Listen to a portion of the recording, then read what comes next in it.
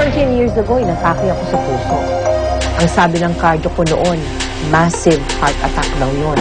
Kaya mula noon, nagpapacheck up ako. Pero this year, medyo kakaiba yung naramdaman ko. May nakita nga daw mga doktor. Ang sa akin kasi, mas gusto ko nang alam ko. I want to find out. Pumupunta pa lang sa ospital, meron na akong nadadama. Nagdadasal ka na sana maging maayos sa check-up this year. Kahit nagtatawanan tayo, nangingitian, kamustahan. Pero syempre, tugudog. Talagang ninenervous.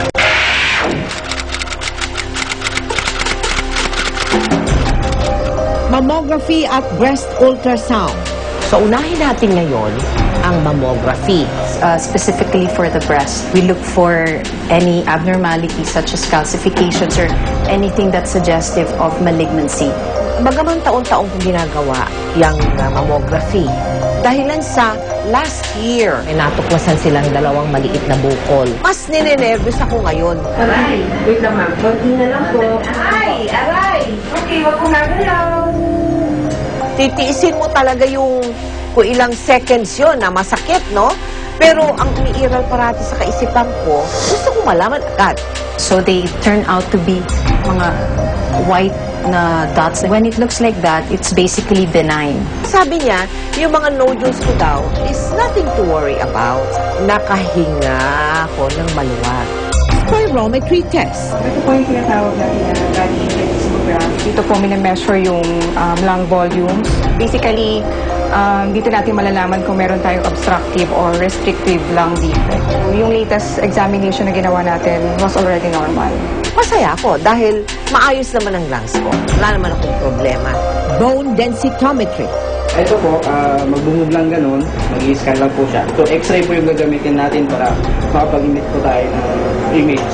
Medyo nakakatakot din itong resulta ng malaman kasi sinasabi nila na lahat naman daw ng kababaihan, dadapuan talaga ng tinatawag na osteoporosis. So, nung sinabi niya, normal po. Talaga? Masarap malaman na ikaw maayos pa. Blood test. Pag sinabi nilang blood test, ibibigay ko na. Pero, hindi ibig sabihin na hindi ako nasasaktan, ha? Masakit. Kaya lang, may mga bagay na kailangan talagang gawin mo, no, para pa rin sa kapakanan mo. Pero, ito ang problema. Paglabas ng blood test ko, ang aking cholesterol ay umod ng taas. 440.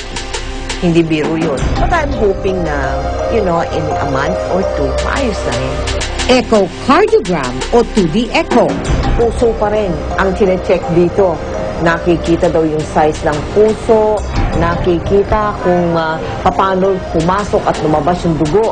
Katunayan, last year, ang finding sa akin, hindi naging maganda. Kaya, ngayong taong ito, isa pa rin ito sa aking alalahanin. Yung echo niya showed really a very significant improvement. Malaki kasi ang measurement ng strength ng heart niya last year was only 32%, ngayon naging 55%. Electrocardiogram o ECG. Doon makikita kung halimbawa ang mga palyang puso mo at saka kung halimbawa may mga signs na parang may atake ka sa puso. Pass na naman ako. Check na naman ako. Carotid duplex scan. Medyo takot ako dyan.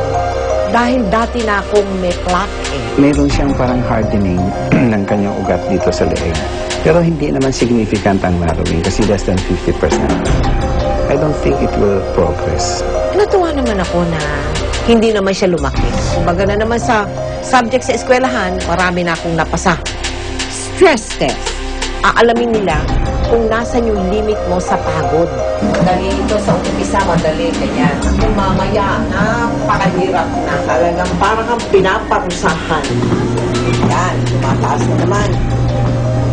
Nag-i-incline na, pataas na ng pataas. Siyempre, pag pataas ng pataas, pahirap na pahirap. Yan na, stage 6 na. 7 na, I did it! Yahoo! Stage 8, stage 9.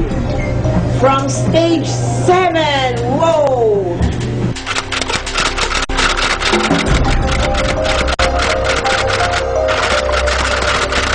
magpatingin habang hindi pa malala ang kondisyon. Kailangan ay inaayos na, nilalagay na sa ayos. Tulad ng ginawa ko, tulad ng ginagawa ko, at magpapatuloy na kapag